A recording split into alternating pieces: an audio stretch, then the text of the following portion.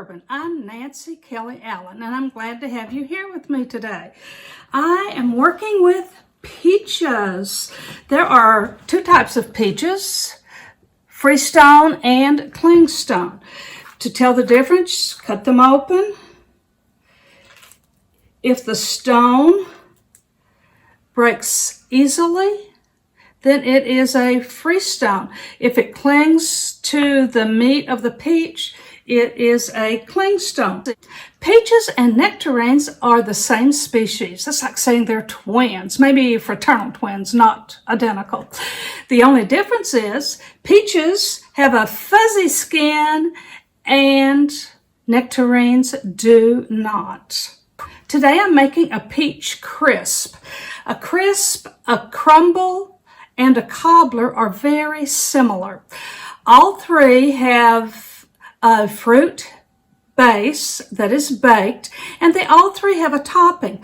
A crisp and a crumble have a streusel topping, and sometimes they are labeled the same in different regions. Some may call a crumble a crisp, or a crisp a crumble, but basically the difference is the toppings.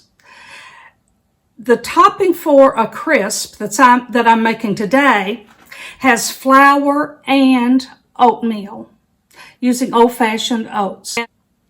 A crisp has oatmeal in the topping, and when it's baked it becomes crisp.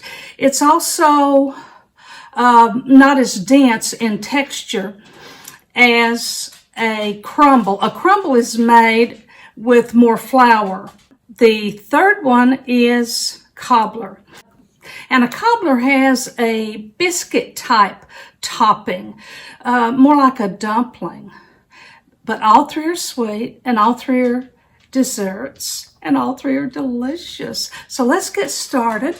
I sprayed my pan already, and I have most of my peaches are cut. I'm just going to take the fuzzy peel off the peach and cut it into small, maybe 1/4 inch or so pieces. The stone has already been taken out.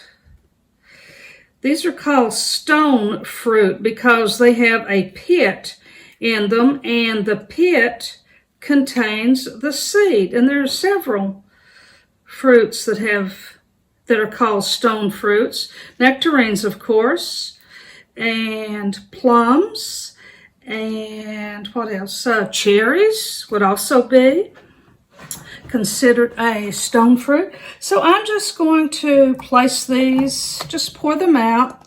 You can place them in a pattern if you want, but they're going to bake up quite a bit. So I'm just going to leave them like this. Next, I'm going to mix in a tablespoon of bourbon.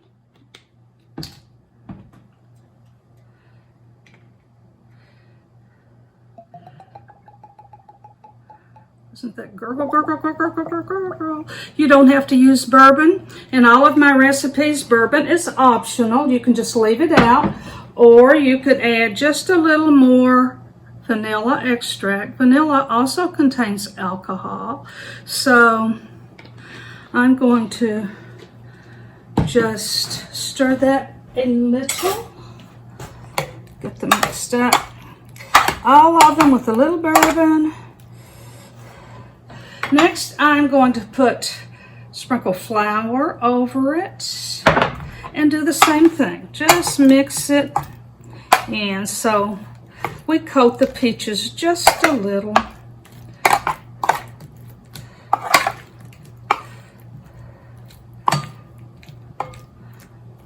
It's a simple recipe, but it is delicious.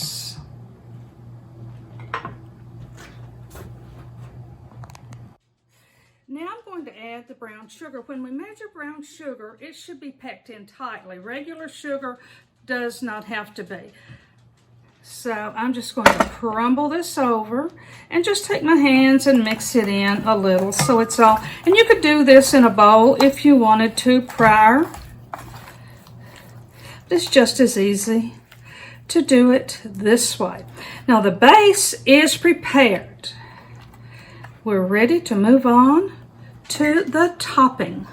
This recipe is at the end of this video, so you can check it out as far as the ingredients and the amount of ingredients. We have 2 cups of oatmeal, a cup of chopped pecans, a cup of flour, and the flour is not packed in. I spoon the flour in because I don't want too much flour in the streusel topping. I want 1 cup lightly placed into the measuring. Again, brown sugar, tightly packed, cinnamon, and salt, along with 1 cup of butter. I'm going to put this in my mixer, let it mix. My mixer is loud, so I will be right back. I've mixed the crisp topping. I tried using the mixer, but it didn't mix as well as I wanted it to, so I put it in a food processor, and in a zip, it was finished. I recently made a blackberry crisp, and I just simply used my hands because the butter is at room temperature, and that probably worked best of all. I'm going to finish putting the crisp topping on, put it in the oven, and I will be back shortly. Welcome back. The recipe is hot out of the oven. Let's have a look.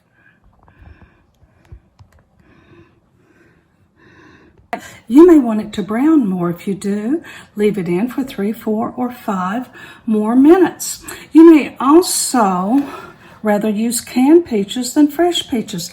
That works well with this recipe. In fact, other fruit works well with this recipe. Cherries in the spring and the summer, blackberries, raspberries in the fall, peaches, pears, plums, all of those work really well with a streusel topping. Some of the recipes that I show you here come from my book, Spirit of Kentucky Bourbon Cookbook. Some don't, but all the recipes will have the ingredients and the amounts at the end of each video. This is the fun part.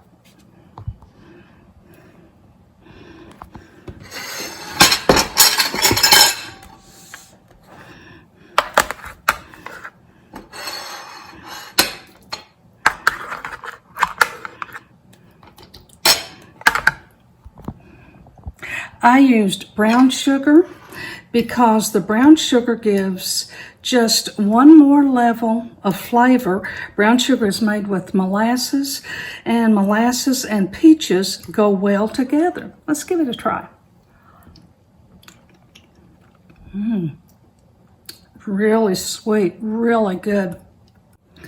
Make this recipe your own and make it bourbonlicious.